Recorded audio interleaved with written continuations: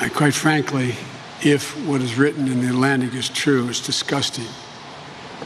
And it affirms what most of us believe to be true, that Donald Trump is not fit to be the job of president, to be the commander-in-chief.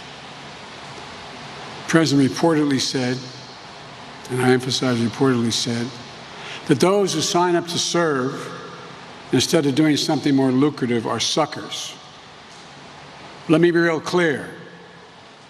When my son was an assistant U.S. attorney and he volunteered to go to Kosovo while the war was going on as a civilian, he wasn't a sucker.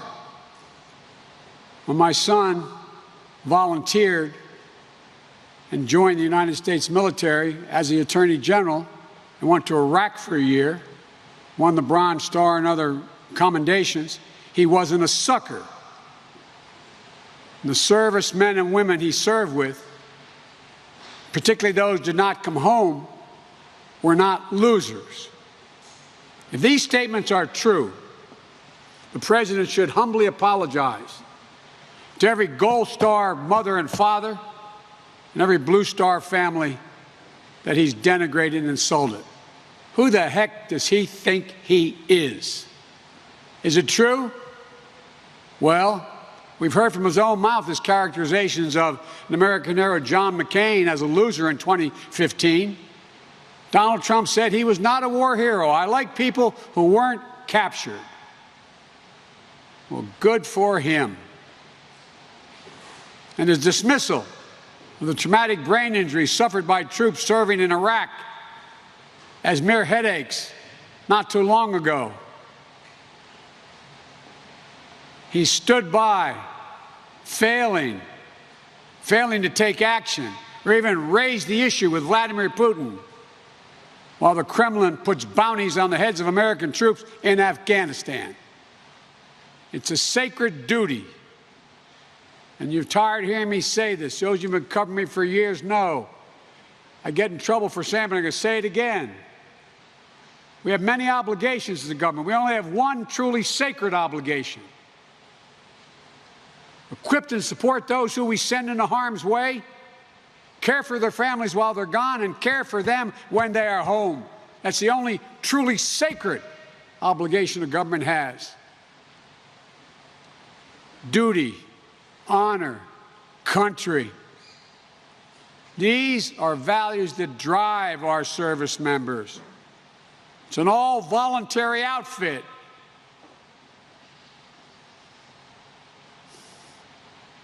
President Trump has demonstrated he has no sense of service, no loyalty to any cause other than himself. And if I have the honor of being the next commander-in-chief, I will ensure that our American heroes know I'll have their backs, honor their sacrifice, and those who have been injured will be in military parades.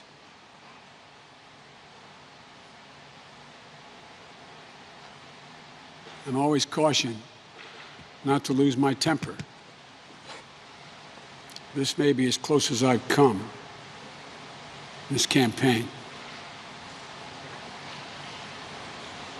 It's just a marker of how deeply President Trump and I disagree about the role of the President of the United States of America.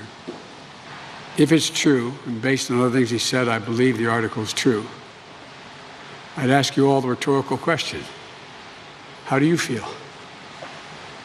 How would you feel if you had a kid in Afghanistan right now? How would you feel if you lost a son, daughter, husband, wife? How would you feel, for real? I know that's not your job to express that feeling, but you know. You know in your heart, you know in your gut. It's deplorable.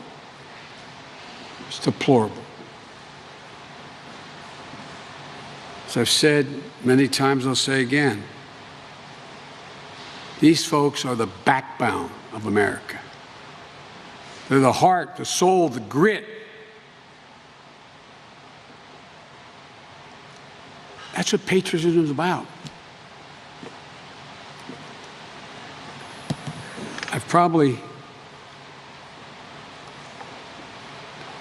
I've just never been as disappointed in my whole career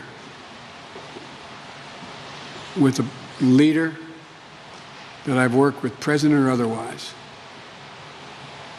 that if the article is true, and it appears to be based on other things he said, it is absolutely damnable. It is a disgrace. This is Joe Biden pulling no punches in the aftermath of a damning article published in The Atlantic, outlining comments reportedly made by Trump wherein he called American soldiers who died in war losers and suckers for getting killed, and that he wanted wounded veterans to be kept out of military parades. He also needed to know who the good guys were in World War I, and subsequently voiced how he didn't understand why the United States would intervene on the side of the Allies, and that he didn't want to lower the flags to half-staff to honor John McCain after he died. And I'll tell you what, I never would have expected this from a 5-time draft dodger. That's exactly what I expected. The fact is that this is maybe the worst arena for Trump to try and pretend that he has any credibility. He's already well documented as having attacked John McCain. He's refused to visit a World War I cemetery because it was raining. He abandoned the Kurds by leaving them for dead, thereby destroying a vital alliance that we need in our fight against ISIS. He's attacked Gold Star families, and he used the military as a way to siphon money into his own failing Turnberry resort. So yeah, I can't possibly imagine why no one's giving Trump the benefit of the doubt here. And of course, the White House has already rolled out Kayleigh McEnany to do damage control. The Atlantic reporting is based on 4 cowardly anonymous sources who probably do not even exist. Meanwhile, within hours, 10 sources, 10, went on the record debunking these lies, 8 with firsthand knowledge, stating on the record one common truth, that this story is false. And I just have to say, it's pretty interesting that the White House is pretending that anonymous sources are not credible. Because A, I seem to remember a certain birther scandal started by a certain someone that was entirely predicated on anonymous sources. So the Trump administration has exactly zero ground to stand on by condemning unnamed sources. Or should I say, the John Barron administration? Or should I say the David Dennison administration? Should I go on? And B, the sourcing has been corroborated by multiple news agencies who've spoken to numerous DoD officials. This isn't one guy with an anonymous tip, it's multiple credible sources across various outlets, even ones expressly known to be apolitical like the AP, and ones that are openly conservative like Fox News.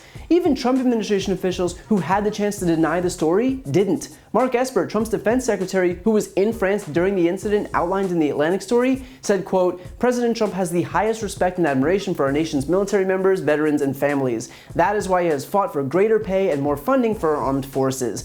Now you might notice, amid the heavy pandering, that there's no denial. I'm not going to pretend to know what's going on in Mark Esper's head, but I'll just say, if the story is false, he would probably deny it. And yet the fact that there's not a denial in sight pretty much tells you everything you need to know. I should note too the fact that all this administration, Trump included, can ever point to when it comes to the military is that they gave them pay raises. Why? Because it's only about money. Trump thinks that he's free to say all the disparaging remarks about the military as he wants, because as long as he throws some cash at the problem, which is his solution to everything, then he's absolved. Imagine thinking that that's what the troops want, that you can crap on them all day long, but give them a few bucks and then they should be groveling at your feet. This isn't one of his porn star payouts, and I really don't think that members of the United States military would appreciate being humiliated on the world stage in exchange for some cash. The fact is that Joe Biden understands intimately the sacrifice that members of the military make. His own son went to Iraq to serve, the same son who he lost not too long ago.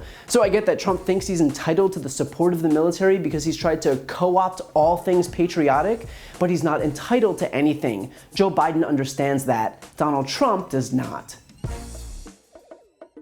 While you're here, please subscribe to my podcast, No Lie with Brian Tyler Cohen, where I take a deeper dive into the week's biggest stories and interview major players in the world of politics, like Kamala Harris, Adam Schiff, Katie Porter, Nancy Pelosi, Cory Booker, Eric Swalwell, and many more. Again, that's No Lie with Brian Tyler Cohen, available anywhere you listen to podcasts.